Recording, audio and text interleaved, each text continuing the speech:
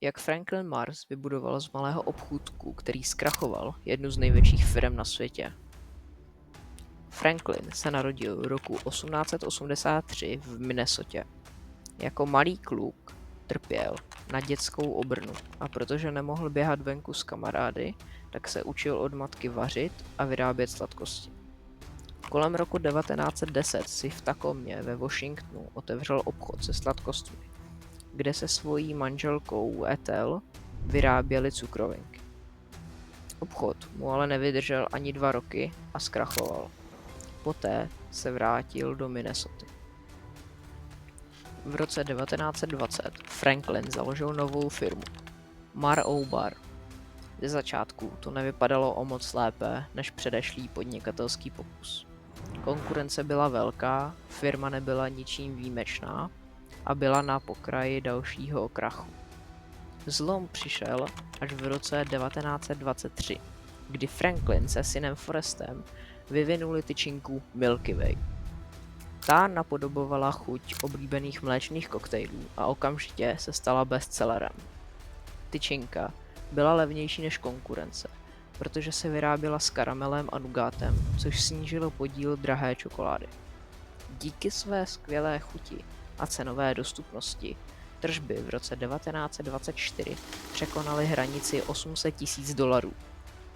Kvůli velké poptávce musel Mars expandovat. V roce 1929 přemístil firmu do Chicaga. V Chicagu byla lepší infrastruktura a dopravní možnost. Díky tomu se firmě dařilo ještě víc. Po tomto kroku společnost dostala nový název Mars Incorporated. Mars dále experimentoval s různými čokoládovými tyčinkami, dokud konečně nevytvořili tu jedinečnou. V roce 1930 firma uvedla Snickers, famózní tyčinka z nugátu, karamelu, arašídů a čokolády. Jméno Snickers získala po rodinném koni. Franklin vlastnil i farmu Milky Way Farms, na které měl koně. Nejoblíbenější závodní kůň rodiny se jmenoval právě Snickers. Ten zemřel krátce před uvedením tyčinky na trh a tak na počest koně pojmenoval tyčinku Snickers. Tyčinka se velmi dobře prodávala a společně s Milky Way tvořili pevný základ společnosti. Franklin měl často spory se synem Forestem, který chtěl více investovat do expanze a nových nápadů. Franklin mu proto dal finanční podporu a Forest odletěl do Velké Británie. Tam založil Mars Ltd. A v roce 1932 přivedl na trh Mars Bar, napodobeninu Milky Way uspůsobenou pro Británii. Téhož roku vytvořil i psí krmivo Čepí, čímž začal budovat divizi Pet Food. Mezitím v USA vydali také novou tyčinku, nebo tyčinky, abych byl přesnější. Three Musketeers jsou 3 tyčinky různých příchutí v jednom balení, konkrétně vanilková, čokoládová a jahodová. Později zůstala jen čokoládová varianta, protože kvůli válce se musela výroba zjednodušit. 8. dubna 1934 Franklin Clarence Mars zemřel na srdeční nemoc v pouhých 50 letech. Americkou část firmy převzala jeho manželka Ethel Mars a britskou část stále vlastnil Forest. Ethel se díky tomu stala v tu chvíli nejbohatší ženou USA. V polovině 30. let nastala velká hospodářská krize. Navzdory tomu se firmě dařilo lépe než kdy jindy, protože lidé vnímali čokoládové tyčinky jako luxus. Jejich produkce se zvýšila a přežili krizi v dobrém. Forest se vrátil do Ameriky a začal spolupracovat se synem prezidenta Hershey's Chocolate, Brucem Murray. A společně roku 1941 založili firmu M&M's Ltd., jenž vyráběla malé čokoládové bonbóny v cukrové krustě. Forest se inspiroval britskými Smarties. Hershey's mělo za války kontrolu nad dodávkami čokolády do USA a proto bylo pro Foresta partnerství výhodné. M&M's se dokonce používaly v druhé světové válce. Vojáci je zbožňovali a díky jejich cukrové vrstvě se na válečném poli nerozpouštěly. Bonbony rychle dodaly energii, snadno se díky jejich lehkosti převážely a staly se součástí balíčků s jídlem každého vojáka.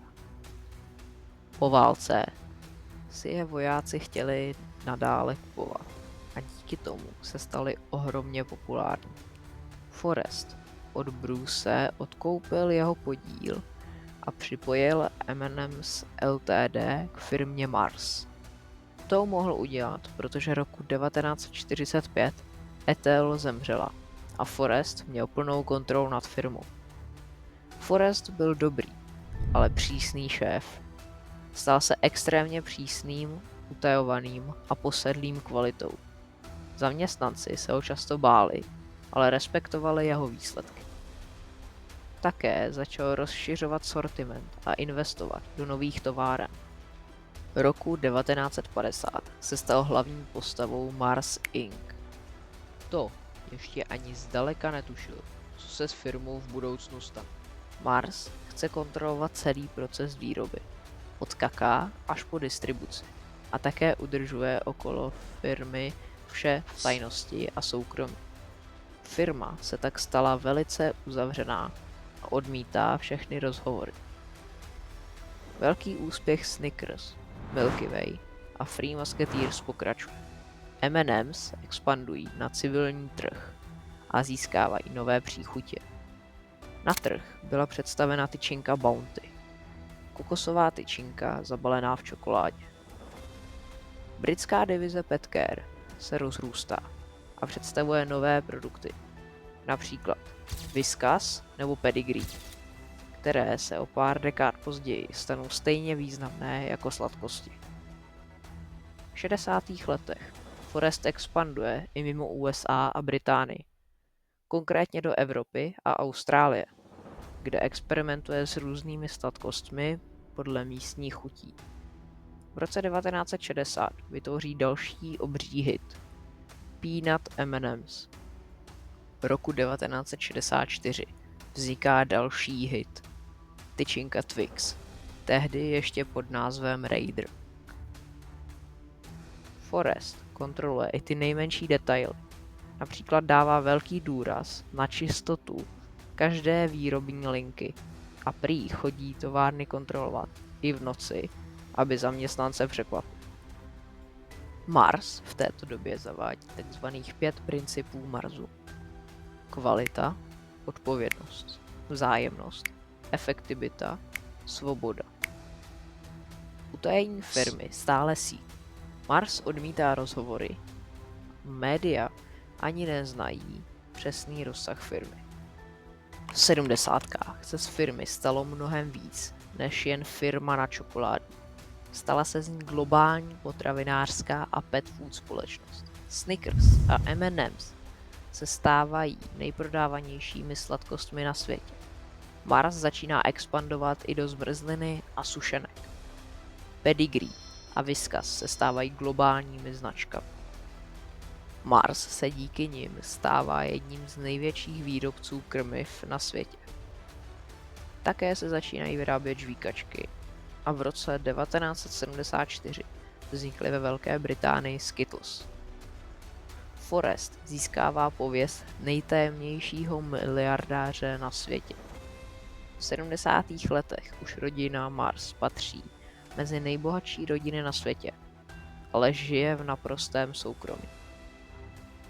Interně firma funguje jako rodinné království. Žádná burza, žádné veřejné akcie, žádná transparentnost. 80. léta jsou pro firmu velmi významné. Roku 1980 Forrest v 76 letech odchází do důchodu a firmu přenechává svým dětem. Forrest E. Mars Jr., John Franklin Mars, Jacqueline Mars. Firma zůstává 100% rodinným podnikem. Žádné akcie na burze, maximální tajnůstkářství. Nová generace zřídila firmě divize. čokoláda, pet care a potraviny. V tom samém roce Twix nabírá na popularitě. Pedigree a Whiskas se stávají globální. Dokonce i Uncle Ben's Rice. Také začínají masivní reklamní kampaně. Mars obrovsky investuje do továren po celém světě. Evropě, Latinské Americe i Asii. Roku 1981 se Skittles začínají vyrábět v USA.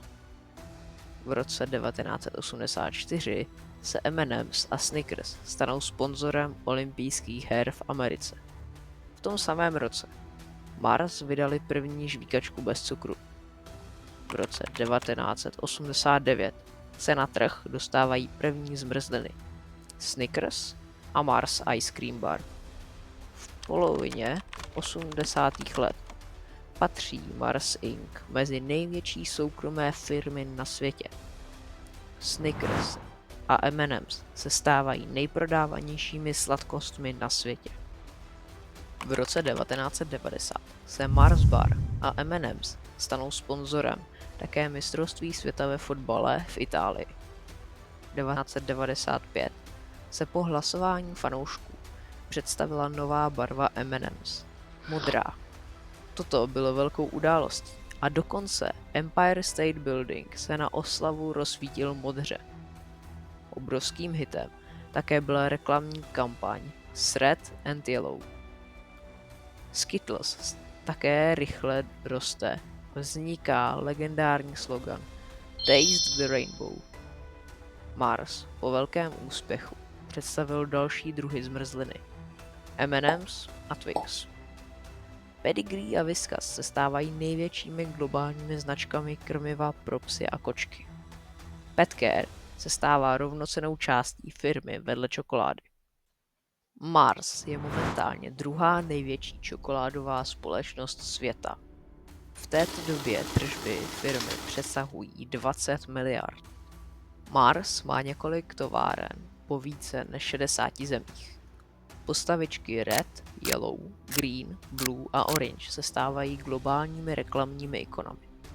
Mezi novinky na trhu patří M&M's Crispy, M&M's Dark Chocolate, Snickers Almond, Snickers Cruncher, Peanut Butter Twix, Bite Twix.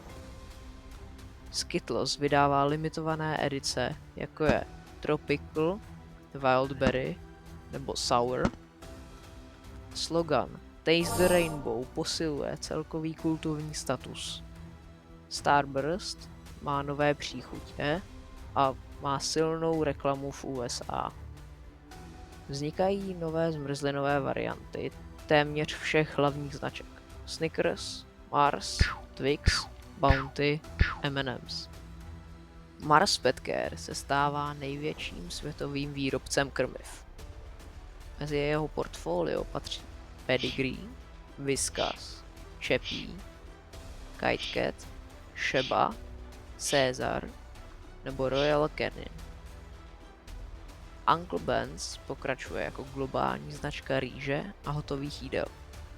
Snaží se také více propagovat zdravá a rychlá jídla. Velký zlom nastává, když Mars koupí VM Wrigley Junior Company, největší výrobce žvíkaček na světě. Orbit, Extra, Hubba Bubba nebo Juicy Fruit. To všechno jsou značky, které spadají pod tuto firmu. Po této koupi stoupá hodnota obchodu na 23 miliard dolarů. Mars se stává největší cukrovinkovou firmou na světě, tudíž předehnal Nestlé. Wrigley funguje jako samostatná divize v rámci Mars. Mars rozhodně nezaostává v marketingu a kultuře. M&M's mají obrovskou reklamní sílu a marketing zvládají excelentně. Dokonce jsou spojovány i s některými filmy jako Shrek nebo Star Wars. V roce 2010 vzniká nejlegendárnější slogan celé firmy. Když máš hlad, nejsi to ty.